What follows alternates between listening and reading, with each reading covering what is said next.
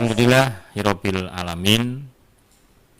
Alhamdulillah jazakumullahu khaira kepada seluruh para pendengar setia dakwah senja pada sore hari ini atas kehadirannya atau kembali bergabung mengikuti acara ini. Kami aturkan syukur sekali lagi. Alhamdulillah jazakumullahu khaira. Semoga Allah Subhanahu wa taala selalu memberikan kelancaran, keberkahan untuk kita. A'udzubillahi minasyaitonirrajim. Bismillahirrahmanirrahim. Kitabul Imamati, kitab atau catatan tentang imam. Ya, maksudnya imam di dalam sholat.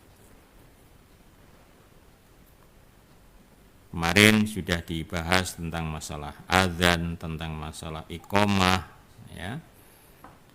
Nah, kalau sudah iqomah berarti kan terus sholat. Nah, sekarang kalau sholat itu siapa imam yang lebih berhak untuk menjadi imam itu yang seperti apa kriterianya?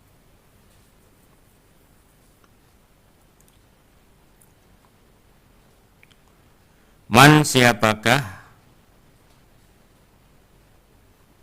akhaku yang lebih berhak bil imamati dengan menjadi imam.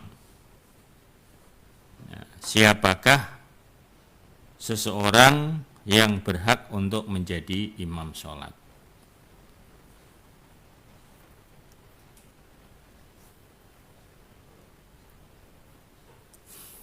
Akhbarana Qutaibatu qala ambana Fudail ibnu Iyadhin anil A'mash an Ismail ibni Rojain an Aus ibni Dzum'aj an Abi Mas'udin qala berkata Abi Mas'ud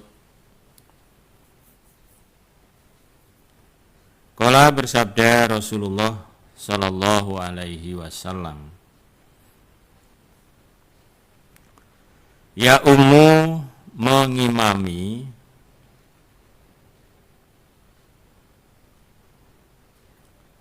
al-qauma kepada kaum, ya maksudnya kaum di sini ya para jemaah ya salat, aqra'uhum lebih membacanya mereka,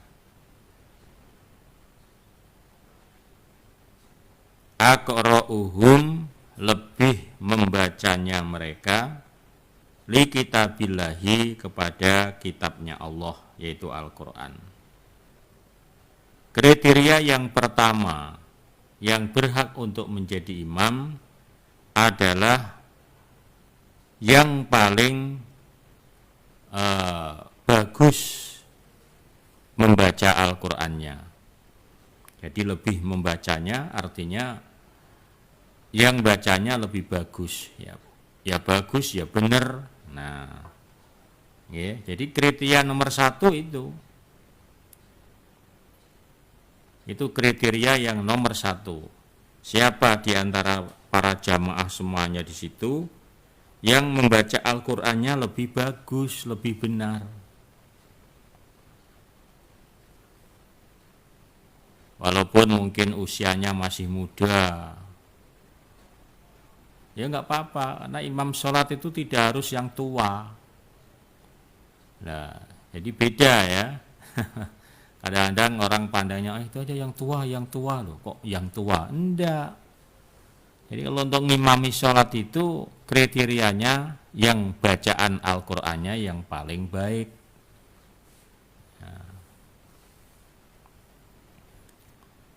Fa'ingkanu maka jika ada mereka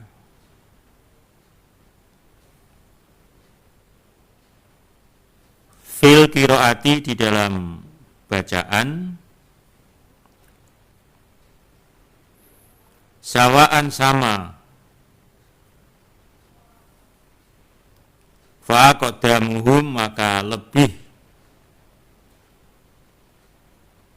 dahulunya mereka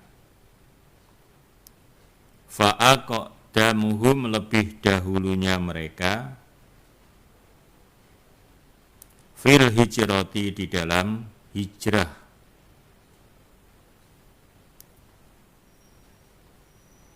Nah, kalau di dalam membaca Al-Qur'annya di situ sama, yang lainnya juga bagus, yang lainnya ya bagus, banyak yang sama. Nah, maka kriteria yang kedua, yang paling dahulu hijrahnya, maksudnya hijrah di dalam agama. Paling dahulu insafnya, paling dahulu yang mendapat hidayahnya. Nah itu, siapa yang paling awal mendapat hidayahnya? Berarti dialah. Karena kalau bacaan bagus, banyak yang bagus bacaannya. Ya. Kalau bacaannya banyak yang bagus, maka kriteria yang kedua yaitu lebih dahulu mendapat hidayahnya. Fa'ingkanu maka jika ada mereka fil hijrati di dalam hijrah,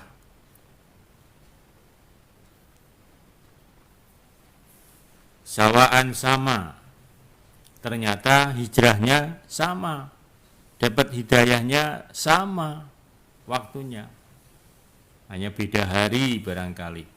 Nah. Fa'alamuhum maka lebih taunya mereka atau lebih pinternya mereka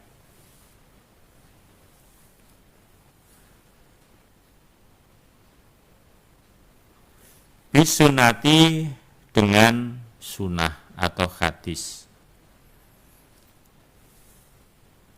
Bacanya sama-sama pintar, terus dapat hidayahnya juga sama-sama. Nah maka kemudian dilihat siapa yang lebih banyak menguasai hadis. Banyak menguasai hadis siapa? Nah. Fa'ingkanu maka jika ada mereka fisunati di dalam hadis, sawaan sama, ya, karena emang sama-sama satu angkatan istilahnya, ya, satu generasi, nah, sama pengetahuan tentang hadis juga sama. Maka fa'aqdamuhum lebih dahulunya mereka sinan umurnya. Siapa yang paling lebih tua? Nah, jadi ternyata umur ini terakhir, ya, kriteria terakhir. Jadi urutannya ada, enggak yang penting, ya. Jadi urutannya ada. Pertama tadi mengenai masalah bagusnya membaca Al-Quran, ya. Ternyata sama. Lalu kemudian dilihat siapa yang paling dulu mendapat hidayah, ternyata juga sama, nggak jauh beda misal. Terus dicari lagi siapa yang lebih banyak menguasai hadis-hadis Rasulullah. Nah di situ ternyata ya sama, ya wah sama. Nah baru kemudian siapa yang paling tua. Nah jadi usia itu kriteria yang terakhir. Wala ta'umma dan jangan mengimami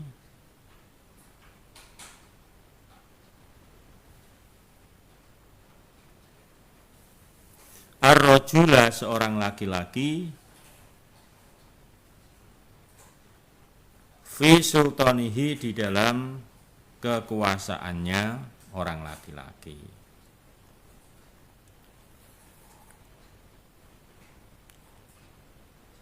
Seseorang tidak boleh mengimami di dalam kekuasaannya seorang laki-laki. Maksudnya di masjid, di situ kan umumnya sudah ditunjuk sebagai imam, sebagai muadzin, ya. Lah maka orang lain tidak boleh tanpa seizin orang yang sudah disepakati ditunjuk menjadi imam, ya. Terus ada orang tiba-tiba dia nyelonong ngimami, ya itu tidak boleh itu. Apalagi tamu pendatang. Walaupun tamu pendatang sampean itu lebih hebat, nah, tapi secara garis tidak boleh, karena itu bukan kekuasaan panjenengan. Kecuali kalau atas izin imamnya, ya monggo silahkan Kak sampean yang imami. Nah, diserahkan, kita dikasih penghormatan karena tamu mungkin, nah, itu boleh. Tapi kalau tanpa seizin yang punya tempat, maksudnya imam yang sudah biasa ngimami, maka orang lain tidak boleh tiba-tiba terus ngimami, itu tidak boleh. Wala taqa'ud, dan janganlah duduk kamu. Ala takrimatihi, pada kemuliaannya imam atau tempat khususnya rojul. Illa, kecuali ayadzana, apabila mengizini siapa orang, maksudnya rojul atau imam, laka kepadamu. Nah, inilah aturan yang dibuat terkait dengan sholat 5 waktu. Ya, jadi ini harus supaya tertib, maksudnya ditertibkan oleh Allah. Ya. Jadi pertama, kalau kita urut-urutkan kayak tadi itu, ya, jadi imam itu yang wajib, ya, pertama yang bacaannya bagus, yang kedua dapat hidayahnya juga sama mungkin, lalu kemudian mana yang lebih pintar tentang hadis. Nah, makanya kalau sama, nah, terus setelah itu siapa yang paling senior, istilahnya yang paling sepuh.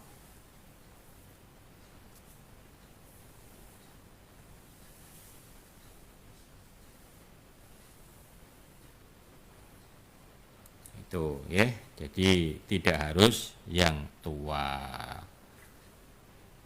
Kalau emang yang sepuh itu bacaannya paling bagus, ya nggak apa-apa. Emang kriterianya kan pertama yang bacaannya bagus. Nah, maka yang ngerasa bacaannya kurang bagus, ya nggak usah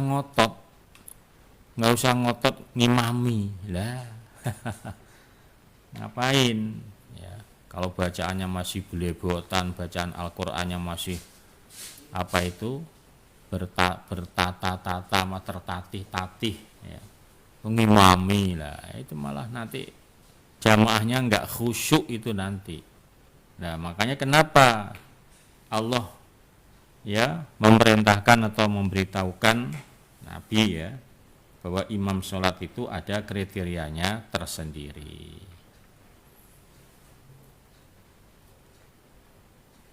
Alhamdulillah, jazakumullahu khairan.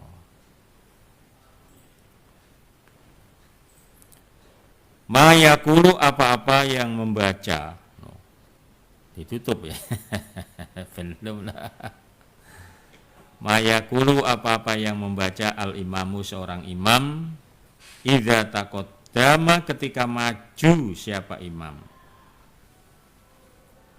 Idza taqaddama, ketika maju siapa imam, fi taswiyatis sufuf, fi taswiyati, di dalam meluruskan, as-sufufi, pada barisan. Ketika seorang imam maju hendak ngimami, nah, terus apa yang dibaca ketika dia meluruskan barisan? Apa siap gerak? Barisan lurus. Nah, jadi apa yang dibaca oleh imam ketika dia maju terus mau ngimami? Kita lihat. Akhbarana Bishr bin Khalidin al-Askari qala dasana Gundar an Syu'bah an Sulaiman an Umarata ibni Umair an Abi Ma'mar an Abi Mas'ud qala berkata Abi Mas'ud kan ada Rasulullah sallallahu alaihi wasallam yamsahu mengusap siapa Nabi awatikona pada pundak kami wayakulu dan membaca Nabi istau wala takhtalifu. Nah, ini yang dibaca oleh seorang imam. Kalau Nabi prakteknya sambil megang pundak ya jamaahnya yang terdekat itu. Ayo. Istau, lurus, lurus. Ya. Wala takhtalifu, jangan bengkok. Ayo, lurus barisannya lurus rapet, lurus. Nah. Fatah talifa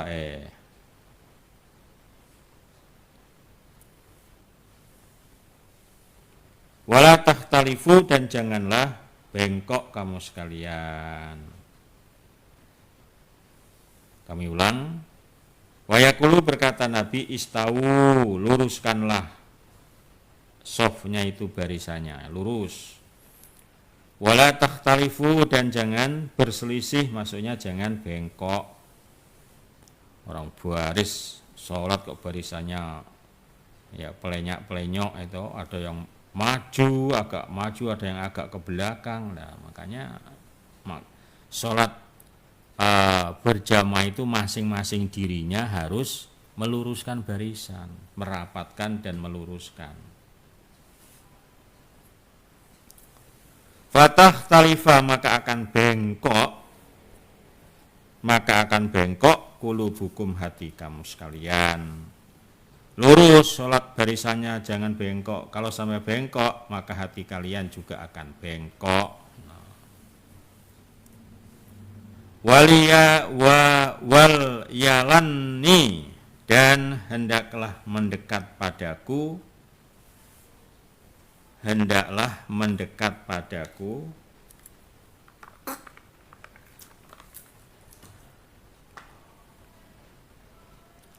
minkum dari kamu sekalian, maksudnya mendekat itu ya mendekat dengan imam barisan yang awal berarti. Ulul ahlam yang mempunyai balik. Jadi ahlam ini balik atau yang pinter, ya, pinter bacaannya. Istilahnya dia menjadi apa ya? Asistennya imam. Jadi orang-orang yang ilmunya banyak, baca Qur'annya bagus, ya, maka supaya barisannya itu dekat dengan Nabi, maksudnya barisan awal di belakang Nabi.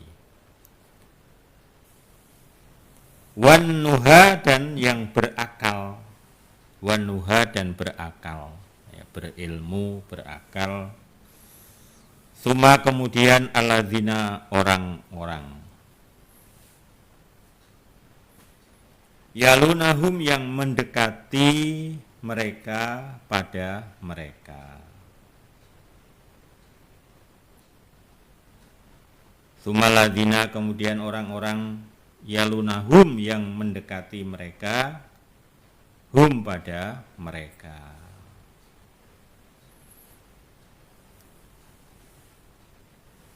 Jadi ketika Nabi hendak mengimami sebelum mulai ya dikontrol barisannya itu lurus apa belum, maka di saat maju ke depan hendak ngimami baca istawu wala takhtalifu, luruskan jangan bengkok.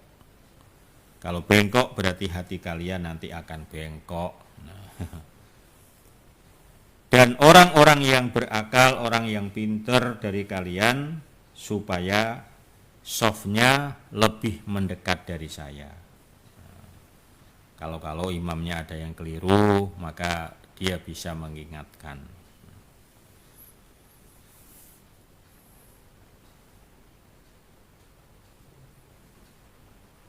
Tsummal ladzina, kemudian orang-orang yalunahum yang mendekati, sudah ya, pada mereka. Tsummal ladzina yalunahum, terus begitu.